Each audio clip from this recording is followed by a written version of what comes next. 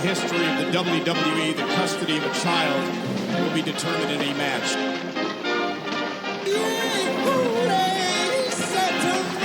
Oh, I knew he was going to do that. Hulk Hogan is a jabroni Hollywood blonde, but my boss, Mr. McMahon, is not jabroni. Let's get a horse of time, fool. Put that cigarette out. Will you stop? Woo! Hello, wrestling fans in the interweb and audio world. Welcome to another episode of Drunk Wrestling History. I am your designated host, Adam. Of course, with us is our drunk panel. Because you guys are drunk, right? Yeah. Sorry. I jumped the gun a little bit. Oh, yes. you're good. Yes. Still drunk and still Scott. And we're still talking about wrestling, right? Yeah, we can still talk about wrestling. I think we're good with that. It Yeah, is the might drunk as well history stick of with it. wrestling. You didn't introduce me, dude. You got your... Introduce yourself. This is Daddy. You're- It's Ghetto Blaster time, fools. Introduce yourself right on. I did just now. Oh, do it again. Try to keep up, dude. Oh, I'm sorry. Thank you. I might have had some whiskey. Might have. Spoiler, I had whiskey. That's it. Okay. Oh, I'm doing a quick count here. We're at bottle number 1, 2, 3, 4, 5. Well, this is spread out over how many hours now? Many. But Many. this is now bottle number 6. 7?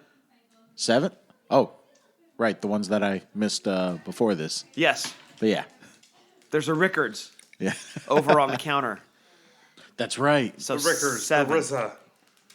And the inaugural shots before. Correct. Before that. So, Yes. yeah, I am spotting a variety of bottles, some of which with fonts that are too thin to read from this distance. Lots of empties. Yes. Yeah, definitely over there. So We're living the gimmick. We are taking this gimmick serious AF. Yes. That's how. And Ed, what does AF stand for? As fuck. Right. Thank you. Okay, so he is alert for the podcast. All right, He is. we're good. He's awake. Good, Yes. good. So we're going to take this episode back to the year of our Lord, 1991. That was great. It was some other YouTube channel, like literally, like they do compilations every year that they reference. That's what it is. The year of our Lord. Yeah, I Nice. mean, we're all about stealing things and heel turns for this show. So I'm gonna try that one out and then see how it feels. I think But that's actually a pretty good slogan for the show. Stealing things and heel turns. Right. That's how we do it. We've been I like drinking. We'll blame it on that. so I've been reserved. Maybe. you've committed We'll to see. rehearsal. Yes. So we're talking about after the events of Survivor Series 1991. In a whim, there was a development coming up for that Tuesday, December 3rd. This is all about this Tuesday in Texas. This is the pay-per-view that was developed on a whim after the results of Survivor Series. Series Yes. on Thanksgiving. This between or main event is between The Undertaker and Hulk Hogan. Yep. And whether it was just company dissatisfaction with the result or just testing the fact that Tuesday was an open slot to have this. This is the one-time result that emerged, and they used that Survivor Series as the anchor to lead into it. So, And set up a pay-per-view on a Tuesday. yeah, I mean that's something you never hear of. I mean, it sounds like since you were already anticipating Survivor Series on a holiday in the middle of the week, I mean that was one thing, but on a whim for just another primetime day of the week when there's any other broadcast network showing everything that they have. Yeah. I mean, how did this Like, how did this impact that particular night? Like, was it more of like, do I test this out, or do I still watch my regular shows and then look into what happened, and then Well, what was it? Well, back then there was no looking into what happened, right? You'd have to Or wait. after the fact, but Yeah. So it was like this entire thing was fucked. Okay, fuck Tuesday in Texas. Okay. Right? Yes. It was Let's like- get our feelings Okay. out right off the bat. Yeah. Okay, so I'll start from the beginning, right? So like we had a Survivor Series, and then we got fucked over in the Hogan and Undertaker match. Yes. Right. Thank you, Flair. And then it was like, okay, yeah, like that's whatever. I'm aware of wrestling. I know sometimes things of this nature happen. Blah blah blah. Then, what happens next? Saturday morning, I'm watching fucking Superstars Wrestling, and Jack fucking Tunney shows up on telly, and I was like, oh hey you guys, by the way, I know you spent $15 fucking on Thursday to watch a pay per view. I would also like you to spend $15 more to see the resolution of Yes. your $15 from Thursday, right? And it was like, okay, $15. That's like you can't get lunch for $15 anymore, dude. Right, this but is in like 1991, yes. or 91, right? Like, Yes. that was a lot of fucking money, right? So now I'm like, shit. I just got my grandparents to let me pay for fucking Survivor Series. Now I have to have an uncomfortable conversation with them to let me pay for fucking a Tuesday pay-per-view, right? It's kind of like when fucking Iron Maiden goes on tour and I have to have an uncomfortable conversation with Carissa about like, hey, I would like to see them on these 9 fucking shows this tour Right. because I'm completely out of control. That's how Tuesday in Texas was, and it was like, also it was on a fucking Tuesday of all things. On a Tuesday. In Texas. Which was great if you had a cheater box. But for those that didn't, like you said, Well, for those of us who follow the laws, right. Go ahead. Suckers. You could also be called suckers. Right. And did not have a cheater box. Yes. You were out the money for 2 consecutive pay-per-views on a Thursday. Bullshit. And then the following Tuesday. I'm not going to disagree 100% that it was bullshit. It Right. was. It was. And I think what Survivor Series and then this Tuesday in Texas served to do was to establish Undertaker as a legitimate threat to the heavyweight title and not just a gimmick character. right? But it was to establish him as a threat to the title, to establish him as a main event property, but then to also keep Hogan at the top of the card. Look at you with property and like Property. Yeah, Well, he was. He was a main event property. You're a regular Eric Bischoff over there. Don't insult me. Okay. I didn't insult you. Don't insult me. Let's respect each other's boundaries here. Whatever. Bischoff. Go ahead. Okay. So, I'm saying they established Undertaker as a main event threat, a believable heavyweight title contender, and then kept Hogan at the top of the card by giving him the title back on Tuesday. In turn, to have the money that you spent for this Tuesday in Texas be thrown to shit because then they immediately took the belt off of Hogan and held it up for Royal Rumble 92. So it was really, I don't know if you could call this necessarily a cash grab, but it was really a cash grab. They had you pay the money for 2 pay-per-views that established nothing and took the heavyweight title completely out of the picture. That's what and I'm held saying. it up. Yeah, that's what I'm saying. It was 2 pay-per-views in fucking 4 days. 4 days, yeah. Yeah, I mean, please. That's ridiculous. No, I totally agree with you. Yeah. It went against the grain of what we're used to, especially for 91. You had your quarterly pay-per-views. It went against the grain of polite society. I mean, this is very rude of Vince McMahon to do this to me. I mean, how dare he? Like, that was just like, I mean, come on. Get the fuck out of here. A pay-per-view on Thursday and a pay-per-view on Tuesday? What's the matter with you? Again, if you had a cheater box, this was not a huge deal. I'm not saying that we did, but I'm also not saying that we were out any cash when the pay-per-views aired. Okay, well, like, I mean, yeah, if you were into committing crimes, Yes. it was cool. Yes. But it was also cool watching wrestling pay-per-views and not being shilled out of the money. Okay, well, as a future cable guy, which I was, Yes. I'm I found that highly disgusting. Well, at the time, you were like 15. So we didn't do you any harm in 1991, allegedly, if we had a cheater box. That's true. When I was like 21, I was a cable guy. Right. I worked at Comcast. So still a good 6 years. And you were my fucking enemy. And you know what? And you know what? If I drove around with a fucking antenna and I could find out what you were doing, dude, I would go in there. I would put you through a fucking table. Oh, my Right? moolah. I would put your mom through a table.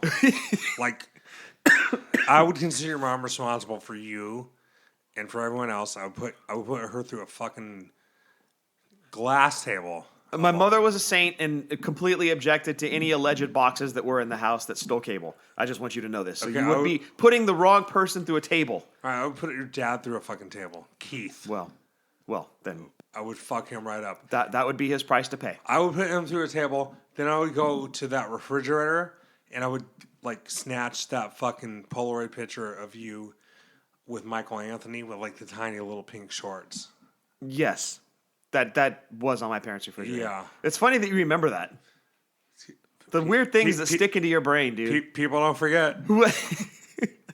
Anyway, back to Tuesday in Texas Go ahead.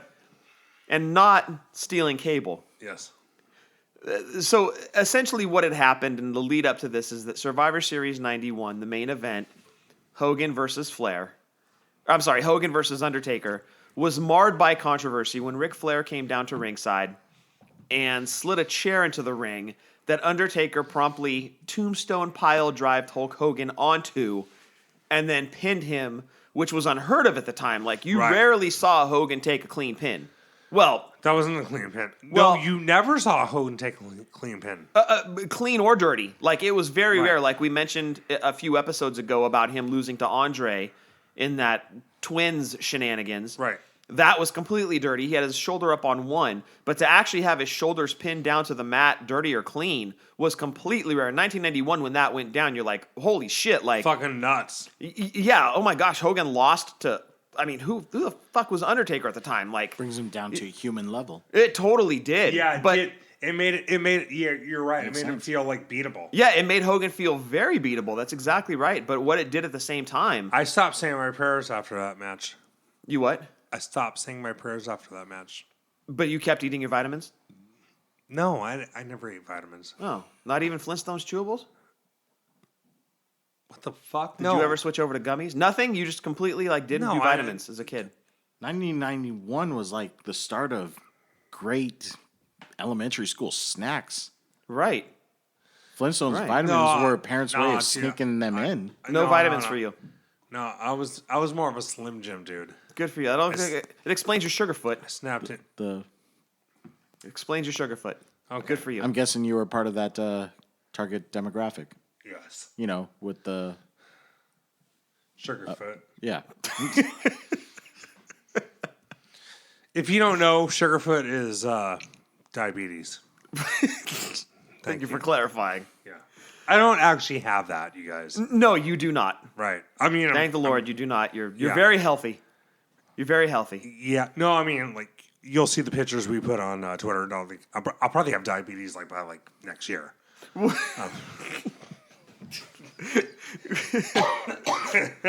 Strive to be the best. Keep saying your prayers. That might happen. Woo!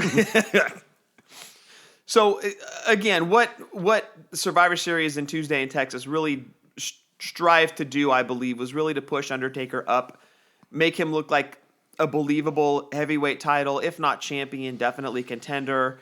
Tuesday in Texas served to get the belt back onto Hogan and eventually lead to the Royal Rumble 92, which the heavyweight title was put up for grabs in that Battle Royal. So that essentially was the entire thing from Survivor Series to Royal Rumble, but it really kind of went against the grain of what we were used to with the 4 quarterly pay-per-views, which you had the Rumble, you had WrestleMania, you had SummerSlam, you had Survivor Series. This kind of threw an extra one into the mix, and if anything, was kind of a precursor to In Your House. In Your House. Was it? Do you think it was like a test? You know what I mean? Like, do you think it was like Vince, like, kind of throwing it out there? Can we do a 5th pay-per-view and then Maybe, 6th and yeah. 7th? Yeah, I don't know if it was necessarily the best test because, like you said earlier, it was 4 days after Survivor Series, which I Right. don't know if was the And best. developed on a whim, not scheduled. Yeah. Well, and see, that's the thing is, like, I don't know if they decided kind of after that show, because I don't remember any advance notice, but again, there was no internet at the time that you could kind of expect a 5th pay-per-view. But I don't know how far in advance that event was planned. I really don't know. Again, we're not Meltzer, so we don't have backstage knowledge. But just as a fan at the time, I didn't know anything about this show until like the following Saturday or something. They're like, Tuesday in Texas. Right, so Pay-per-view in 3 days. Yeah, Survivor Series was Thursday. Saturday, they announced Tuesday. It was like, oh, fuck. Yeah. It was like, hey, we can watch it and not have to spend money. Yeah. And like you had to shill your grandparents for an additional pay-per-view, which you shouldn't have had to do. When all it was really doing was setting up Royal Rumble 92. And I don't want to talk about what I had to do to talk them into letting me order that pay-per-view. I'm sure it was very uncomfortable on several levels. I'm still ashamed. Yeah. Yeah. Well, you should be. All right. Well, So with that said, we're not going to go into Survivor Series 91 aside from it setting up this Tuesday in Texas, which we mentioned Ric Flair had a heavy hand in causing Hulk Hogan to lose the heavyweight title to The Undertaker. The rematch was set for this Tuesday in Texas. And the card itself, would you say it was a strong card particularly, Ed? When you have the likes of like Skinner facing Bret Hart? well, look. I mean, Skinner facing Bret Hart is like one of the all-time classics, right? Up there with Melina and Alicia Fox. Exactly. Yes, Right. I would right. agree. Like there aren't a lot of matches that good. Well, hey, Okay. what is, you know? Right. And then you also had, well, you know what? The thing is, like, everyone remembers Hogan and Undertaker, but, like, a lot of people don't remember this is the pay-per-view where Jake the Snake punched Elizabeth in the fucking mouth. Right in the mouth. Yeah. That was Very fucking- rude. That was fucking crazy. Very rude. Yeah. Yeah. I was uncomfortable. Well, yeah, I think a lot of kids were uncomfortable. I think Elizabeth was probably uncomfortable, too. I would imagine. Yeah. I would imagine. Statistically possible. Yes. Yes. I mean, a fist to the mouth. you know, Visually as well. So, and- Yeah, but it doesn't do anybody any favors. but very strong booking. Oh, for sure. That, for me, that was definitely the highlight of the card. Jake and Macho Man was absolutely the highlight of the card. It was highlight- not Hogan and Undertaker. Highlight card was Elizabeth being punched in the face. What? Not that specifically. You love it. Okay, the way that's coming out, that's implying subtext, which, Yeah. which we're not endorsing. I mean, Yeah. yeah. All right, Weinstein. Whoa! Did you call me Epstein? What? Nope. Either one of those. All right. Why? Well, I think that's pretty much it for what we have to say about Tuesday in Texas. Well, I mean, we get how Mostly. you feel about it. yeah, it mostly covers it. There was Right. still the epic tag team encounter between the $1 Million Man and the Repo Man against the team of Virgil and El Matador. I mean, that's an instant classic. You already had Skinner and Bret Hart, which, I mean, Meltzer, I think, gave that like 7 stars. Right. And then you follow up that epic masterpiece with this amazing tag team match. I mean, dude, the Bucks couldn't even match what this match put on. It was No, I once saw an interview where the Bucks said all they've ever wanted to do is have a match as good as that. live up to that standard. Yeah. Right. Right. They've not done that. No. Absolutely not. This match was just Yeah, if at some point they dress like better video games, maybe they'll pull that off. I mean, don't if know. ever I was going to compare a tag team match to Hey. Savage and Steamboat, it would probably be this one. Dude, you know what I just remembered right now? Like the Bucks go to the ring dresses like Ken and Ryu. Dude, those fucking nerds at Hood Slam did that like 4 years ago, right? Right. So the Bucks ripped off Hood Slam.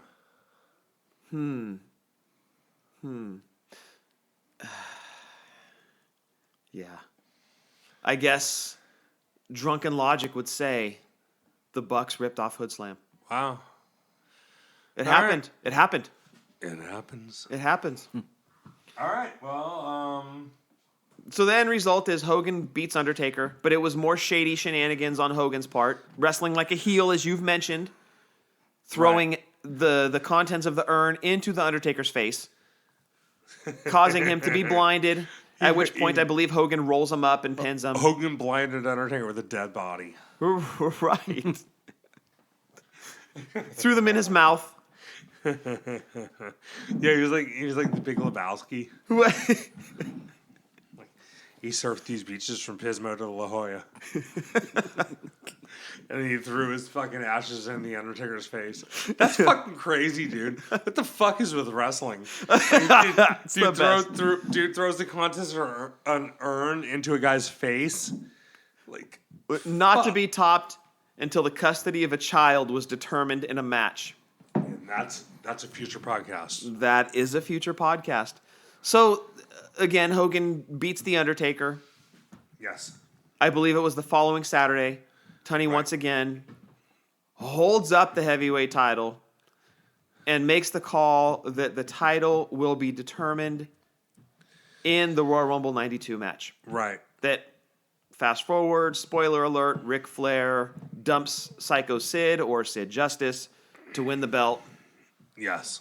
And so the ultimate outcome out of this is that fans had to pay for essentially 3 pay-per-views to see who was going to be the heavyweight champion, and that turned out to be Ric Flair. But if anything, this Tuesday in Texas served as an early indicator that WWF/WWE was already looking ahead to move beyond its traditional 4 pay-per-views per year. Right.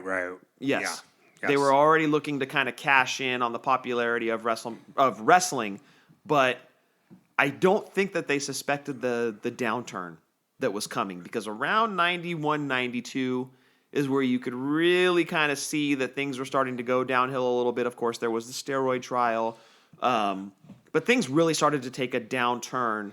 Right. And Vince was busy with Ico Pro. Correct. Not yet the XFL, but yes, he did go down with Ico Pro. We had the WBF right around the corner that they got Lex Luger for. Yeah. That was incredible. No, it wasn't. It was really bad. Almost as bad as the XFL, but that's for a different podcast as well. Mm-hmm. But yeah, that pretty much wraps up what was this Tuesday in Texas. It wasn't memorable, so to speak, but it kind of laid the groundwork for what WWF was looking to do with pay-per-view down the road. Exactly. In terms of offering more than 4 per year. So just acknowledgeable. Pretty much. Yeah. Yes. I would also You like- just know that it was there.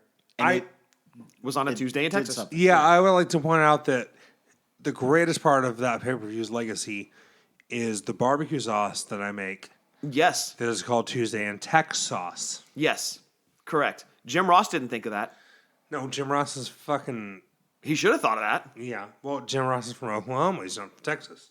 Well, still. Right. Still. Yeah. It's a nice play on words. It goes into wrestling. Right. It would make sense. Yeah, well, you know what? When I make some fucking ribs that are smoked with oak, I will call them Oklahoma ribs. So clever. You're so clever. Thank you. If we ever have a smoking podcast, you're going to be the first person I call.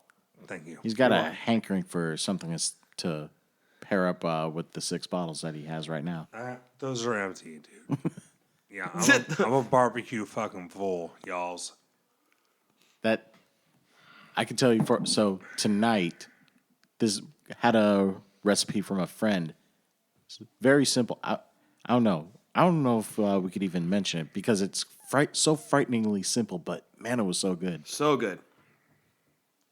We're going to leave suspense into that. You, hit us up on Twitter for the recipe. Yeah.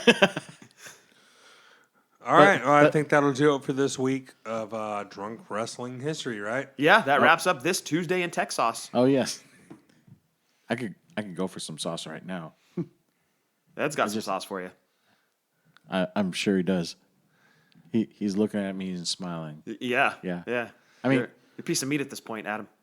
I am, and I'm going to embrace it. Okay, all right. Yeah, but he's reluctantly, yeah, whatever. You're adorable, God. Yeah. But yeah, I mean, this was one particular night that set up the groundwork for the future scheduling, and this is how it's interpreted by some glass-wielding guys. So, yeah, this is our show. Make sure that if you have any ideas for any topics to talk about, whether it was like a storyline or a specific wrestler or a specific event that happened to have some kind of impact with the company or with the industry, make sure that you hit us up on Twitter, handle @wrestling_drunk. And make sure that you keep spreading the word on this show, available on Spotify, iTunes, and iHeartRadio. So on behalf of Eddie, Scott, I'm your designated host. I'm Adam. Hope all of you enjoyed this. Please enjoy your buzz. Watch wrestling responsibly. 1, 2, 3. Cheers, everyone. Cheers.